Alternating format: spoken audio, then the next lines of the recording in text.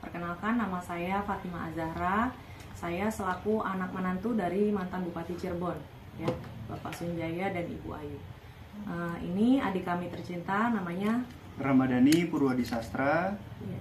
Dan ini ada suami saya selaku anak pertama dari mantan Bupati Cirebon, yaitu Mas Satria Robi Saputra. Ya. Apa yang membuat akhirnya Mbak angkat bicara?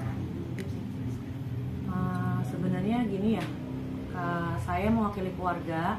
Kenapa terus memberikan klarifikasi, meluruskan berita, karena sudah terlalu jauh ya beritanya, terlalu simpang siur dan menyebabkan banyak terganggu dalam kehidupan sehari-hari gitu. Apa yang membuat terganggu? Apa yang maksudnya? Dari mulai teror sosial media, terus kadang kalau di jalan, kalau lagi ke mall atau lagi keluar rumah gitu, kadang ditanyain gitu, ini anak mantan Bupati Cirebon ya gitu.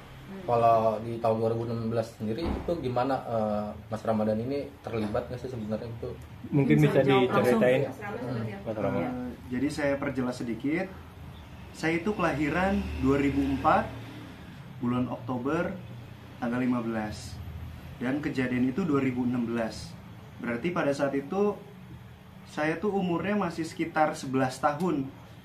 Saya masih di bangku 5 SD. Jadi kalau saya dibilang terlibat kasus ini sangat-sangat tidak mungkin gitu. Karena pada saat itu saya masih duduk di bangku 5 SD, seperti itu. Nah, ini kenapa akhirnya dikait-kaitkan ini? Sebenarnya sempat mengira-ngira nggak sih apa penyebabnya itu? Kalau kami itu pertamanya bukan nggak mau tahu berita ini ya, tapi memang karena film ini baru naik, memang baru ramai juga di kota Cirebon dan di Kabupaten Cirebon. Dan kebetulan adik kami ini namanya Ramadhani Purwadisastra, tapi netizen pengennya dipanggilnya Dani, padahal aslinya namanya Rama panggilannya gitu. Dan kebetulan suami saya juga nanti mungkin menyampaikan setelah penuduhan kepada Rama ini tidak terbukti, netizen mencari-cari lagi nih bulan-bulanannya, yaitu suami saya mungkin bisa memberikan keterangannya. Ya, gimana?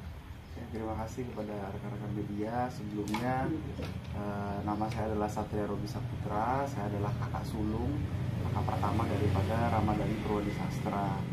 Jadi kenapa mungkin hal-hal ini bisa dikait-kaitkan? Yang pertama tadi mungkin ada kemiripan nama. Yang jelas Rama ini karena tadi disebutnya Ramadhani ya, walaupun secara panggilan memang namanya sebetulnya Rama bukan Dani. Itu kan merupakan salah satu daripada 3 DPO yang disebut-sebut atau yang sudah dirilis oleh kepolisian Polda Jawa Barat, salah satunya bernama Dani. Dan tentunya tadi sudah dijelaskan juga daripada adik kami bahwa memang Rama ini pada tahun 2016 itu masih duduk di bangku SD begitu. Secara usia yang dirilis oleh dari Polda Jawa Barat itu, setahu kami ada 3 DPO. Yang pertama itu berusia 31 tahun, 30 tahun, dan 29 tahun. Yang tentunya insya Allah di kami tidak ada kaitan dan sakut pautnya sama sekali terkait kasus yang menimpa almarhum Vina dan almarhum Eki, seperti itu. Artinya semua ini berawal emang cuma dari nama doang ya? Iya, nama. Iya, betul. Sama nama. Dan itu bukan nama panggilannya Dani itu, jadi panggilannya adalah Rama, Iya. bukan Dani.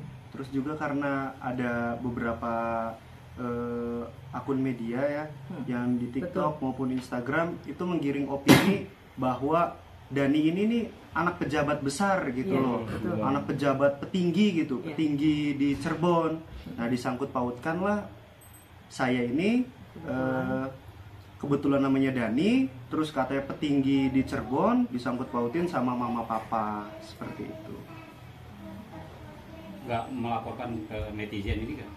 Oh, Ada niat untuk melaporkan. Kami sih sejauh ini belum melaporkan ya, tapi kami terus mengawasi aja. Karena kan sejujurnya kalau Rama ini kebetulan masih di kuliah ya, belum berumah tangga. Tapi yang kebetulan sangat mengganggu ini kami yang sudah berumah tangga, karena kan jejak digital itu ada ya Mas ya. Jadi kadang kalau kata-kata kasar atau tuduhan-tuduhan yang kira-kira menyakitkan itu, kayaknya kami juga mulai mengawasi gitu, karena kasar sekali kata-katanya, sudah berani untuk mengata-ngatai secara pribadi, keluarga maupun juga anak-anak kami.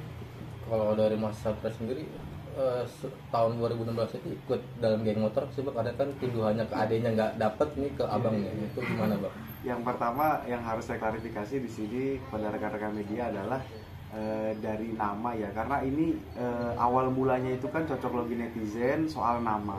Jadi disangkut pautkan dari 3 DPO ini, yang satu bernama Peggy, satunya Dani, dan satunya lagi saya lupa namanya siapa ya. Yang jelas itu kan dicocok logikan pertama dari nama. Yang jelas nama saya adalah Satria Robi Saputra, jadi tidak ada kaitannya dengan DPO yang dirilis oleh Polda Jabar, baik Peggy, Dani, dan satunya lagi itu. Terus yang kedua adalah pada saat 2016 posisinya saya pada saat itu masih kuliah di Jakarta, karena saya lahir tahun 97. Pada saat itu mungkin saya umur 19 tahun begitu, dan itu saya masih kuliah di Jakarta di Universitas Al-Azhar Indonesia.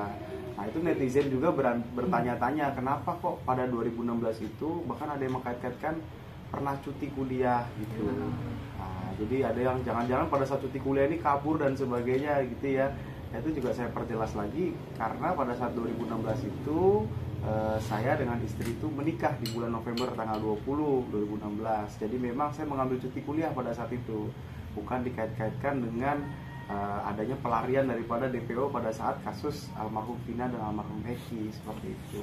Tapi tahu nggak sih Tapi Mas, dengan ada fenomena geng motor sendiri tuh kayak gimana kasus? Kebetulan teman-teman media, saya ini sekarang selaku kepala desa di Kabupaten Cirebon, dan saya sangat concern sekali dan terkait masalah isu geng motor. Jadi bukan hanya tahun 2016 saja, akan tapi sampai dengan saat ini pun peristiwa geng motor itu masih terjadi di Cirebon, dan itu sangat mengerikan. Setiap malam itu, terutama malam minggu ya, kami itu memberdayakan perangkat desa, Linmas, Babin Kaptipmas, dan Babinsa itu berjaga-jaga. Karena di wilayah desa kami kebetulan itu wilayah cukup rawan. Itu dekat dengan, memang rada jauh dengan kasus kejadian Vina, akan tapi karena wilayahnya itu di wilayah pusat pusat perbelanjaan, pusat ekonomi ya di Cirebon itu sangat rentan sekali. Setiap malam itu banyak kejadian geng motor, dan rata-rata memang pelakunya adalah anak-anak di bawah umur yang masih SMP, masih SMA, seperti itu. Jadi memang sama sekali nggak mengenal dengan komunitas-komunitas itu dulu. Tidak, kalau mengenal, kami sama sekali tidak mengenal komunitas-komunitas geng motor pada saat itu. Kalau bapak sendiri pernah cerita nggak terkait dengan kasus ini? Orang tua tidak pernah ya. Justru kami pada saat 2016 itu mengetahui kasus Vina itu karena sempat ramai di media yang katanya arwahnya bisa merasuki tubuh seseorang dan menceritakan secara kronologi kematiannya seperti itu. Nah, karena kasus itu pada saat itu kami anggap sudah selesai ya, sudah case close, dan pada saat itu tidak terdengar, kami secara pribadi dan keluarga tidak mendengar bahwa ada kaitannya dengan 3 DPO yang hilang. Jadi pada saat kasus itu sudah divonis dan kami dengar itu seumur hidup ya pelakunya. Jadi menurut kami sudah selesai, sudah setimpal dengan apa yang dia lakukan terhadap almarhum Vina dan Eki, seperti itu. Artinya pas kasus dulu emang nggak ada kebawa-kebawa ya dari keluarga. Cuma karena filmnya ini naik, banyak netizen yang betul. Iya. Dan pada saat itu kami rasa ya, kalau sosial media kan belum seramai sekarang ya Mas ya, tahun 2016 itu. Apalagi kita juga nggak terlalu dengar sih, maksudnya ya sebatas sepintas hanya kasus pembunuhan saja, tapi tidak sampai seperti saat ini ya, semua yang namanya sama, semua yang ciri-cirinya sama. Sampai mungkin nanti teman-teman media bisa lihat telinga suami saya, katanya itu bekas tindik atau apapun, tidak ada. Jadi netizen ini berusaha bagaimana caranya pelaku ini adalah berasal dari keluarga kami. Entah itu tindiknya ada bekas tindik, atau namanya sama, atau katanya juga ganti KTP. Mungkin bisa dicek juga di Dukcapil kalau Rama ini tidak pernah mengganti identitas, suami saya pun, dan adik kami yang ketiga Reza Prima juga tidak ada. Jadi benar-benar kita ini kebingungan juga sebetulnya menanggapinya. Cuman ya dibawa santai aja, karena saya yakin lambat laun akan cepat terbukti sih dengan penangkapan ini. Kalau adik yang ketiga ini usianya berapa? Reza Prima mungkin bisa dijawab oleh kakaknya sendiri. Reza Prima itu yang kami perlu perjelas lagi, namanya sebetulnya bukan Prima nama panggilannya ya. bukan Prima. Namanya Reza